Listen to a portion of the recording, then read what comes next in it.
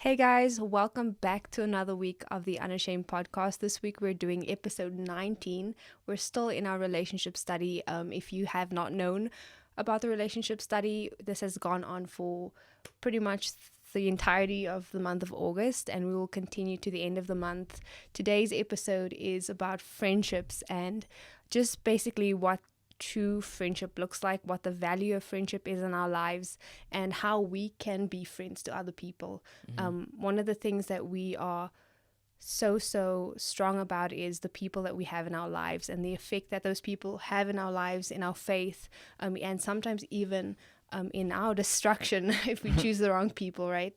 And so we want to look at what it takes or what it looks like to find the people who will support you, who will encourage you in your faith, what those kind of people look like, and how or what basis you should choose them from. Yeah, I think for anyone who has had real friends, like true best friends, they know the value of true friendship. And the Bible even tells us about the value of true friendship. In I almost said Philippians. In Proverbs 27, verse 17, this is the verse everyone hears when they're talking about friendships. Iron sharpens iron, so one man sharpens another. And I think that's a good representation of kind of how true friendship should work. And the value of it is that two friends who are real friends to one another should be building up one another in the faith and should be building up one another to become better people and to become more like Jesus. I think that if you have a friendship that is tearing you down or is taking you away from God, I don't think that's true friendship. I think the real value of friendship comes from making each other better as iron sharpens iron. Men better one another, not men as in the males, man in the general sense of people. And when you have two people together with the same values and the same goals and all that, we do sharpen one another, and we do make each other better, and we encourage each other and all of those things. And so we need to make sure we're not undervaluing true friendship, because I think a lot of people, they don't really think about their friends and who their friends are and what their friends are for. And they're just kind of people who are in their lives or whatever. But if you have a true friend, I think that helps you in life on a scale that we don't even understand. Just in so many ways. Yeah. I think we're in Proverbs today because I think a couple verses that I have for this podcast is based on Proverbs, and I think it's interesting because it's wisdom, right? And I think that just shows us how important it is to choose out the right people in our lives when it comes to friendships, because the people you surround yourself with are the people who you allow a voice in your life.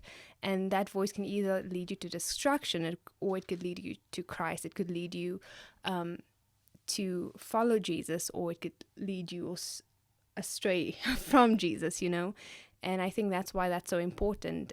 Proverbs 18 verse 24 says that a man with many friends may suffer harm, but there's a friend who sticks closer than a brother.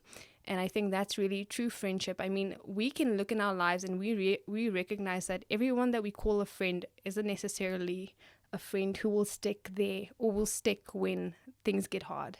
A friend who will be able to call us out when we are diverting from the goal or from the purpose or from Christ. And I think one of the most important things that we can look for in friends is, especially Christian friends, is friends who are able to call you out when you need to be called out. Because what's the point of having someone who always agrees with what you do?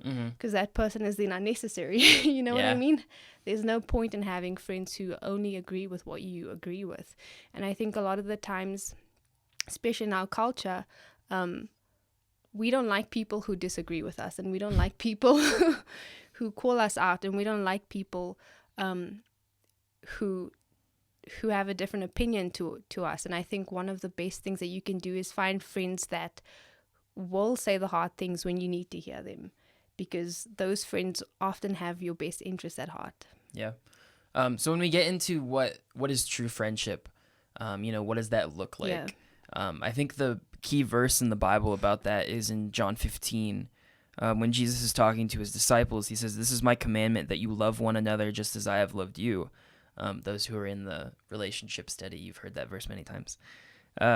Greater love has no one than this, that one lay down his life for his friends. And I think that I don't think Jesus literally meant the only way you can become a true friend is if you die for one another. But I do think he meant it in a sense of, a true friend is there despite the circumstance.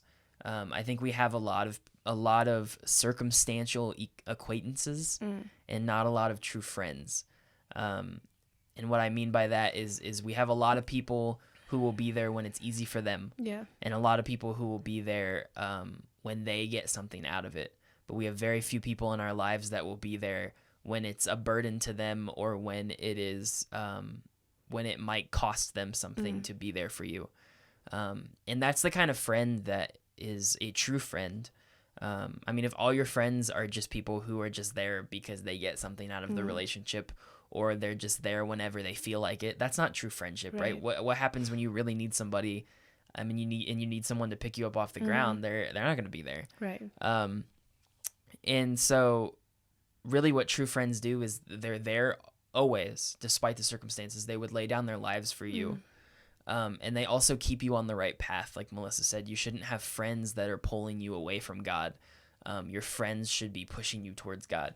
And I think that a lot of people, when they come to Christ, one of their hesitations is always like, oh, well, I might lose friends because of what I now believe. Well, truthfully, if your friends are going to leave you because you believe in God, maybe you should get some new friends. Right.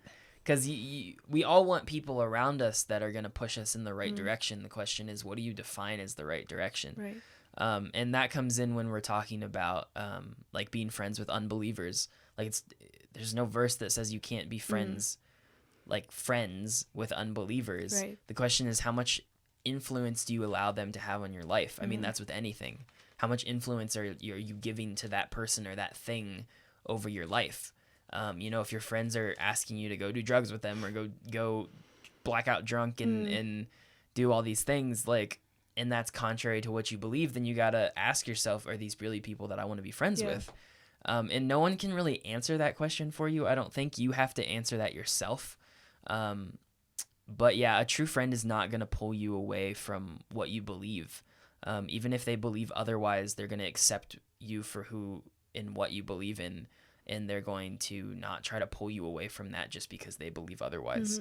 I don't know what else you have to say about that. I think especially when it comes to unbelieving friends, because I think in the Christian world, it's like, well, am I allowed to be friends with unbelievers, or is that just this thing that stops when you become a Christian? And I believe that, like he said, you can be friends with unbelievers, but I think that there's a big difference in your friendships with unbelievers and your friendships with believers. That's very true. One of the verses in Proverbs, once again, is Proverbs 1 verse 7. Go read Proverbs. If you want to get wise. Yeah.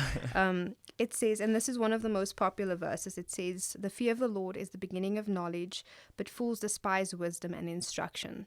And the reason I'm reading this one is because I think a lot of the times, so friendships or friends in our lives are usually the soundboard for us. It's the people that we go to when we need advice. It's the people that we trust when we're going through a difficult time.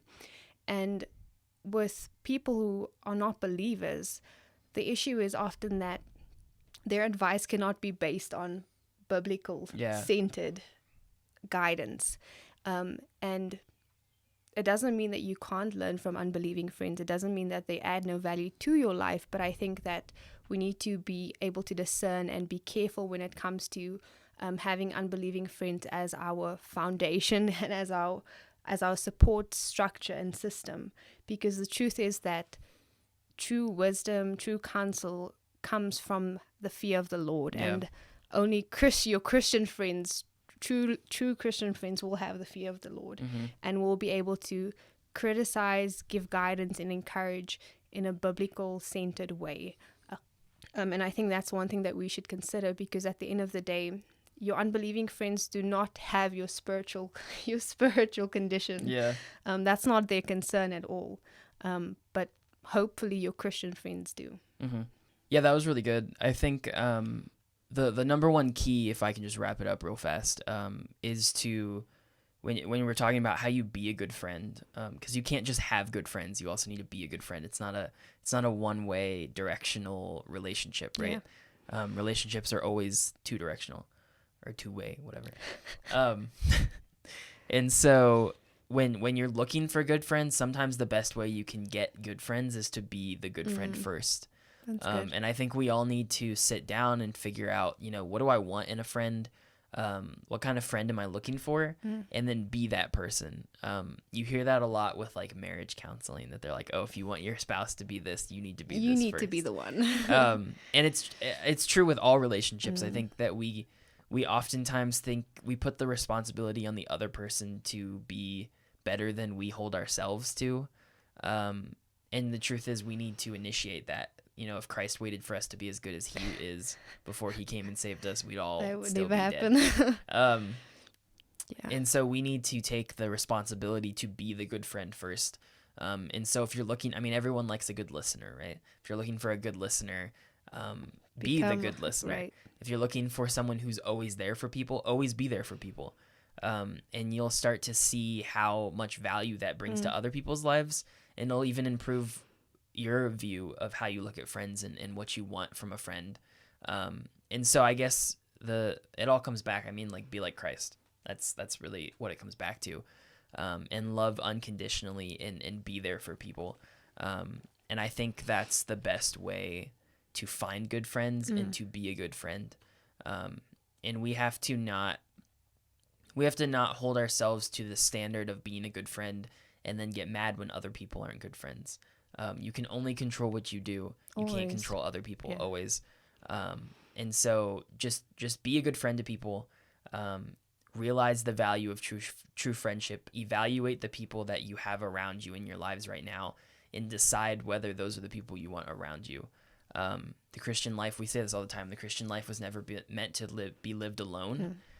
So find the people that you want to live the Christian life with. Find the people who are going to challenge you in your walk, and make those people your friends. Because even if you have nothing in common with them except for Jesus, That's if they're everything. pushing you towards Jesus, that's enough to be friends with those people. So good. So yeah, I think that's all we have for That you is all today. we This have. might have been a shorter episode, but yeah, we will. If you have any questions, as always, message us. We will answer your questions. If you want to be friends with us. Yeah, if you want to be friends, please, we need some. hit us up. We need friends. We're plugging ourselves. Oh my gosh. Anyways, hit us up if you have any questions. We will answer your questions. And yeah, stay safe. See you in the next. Wear a mask. Right. Wash your hands. Don't get corona. Peace.